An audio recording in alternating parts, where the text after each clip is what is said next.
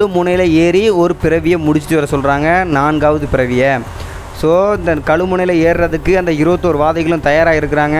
இந்த 21 வாதைகளை கழுமுனையில் ஏற்றுறதுக்கு தேவாதி தேவர்கள்லேருந்து எல்லாருமே ரெடியாக இருக்கிறாங்க. கழுமுனையில் 21 வாதைகளையும் அந்த 21 கழுமுனையில் ஏற்றி விட்டுட்டாங்க. அந்த ஏற்றி விடும்போது அவங்க 21 வாதைகளும் துடிக்க ஆரம்பிக்கிறாங்க. அவங்களோட கண் கலங்குது, துடிக்கிறாங்க. அந்த ஆசன வழியாக ரத்தம் வலி, இந்த மாதிரி கொடூரமான ஒரு விஷயத்த அவங்க உடம்புல நடக்குதுங்கிறது தெரிய வருது.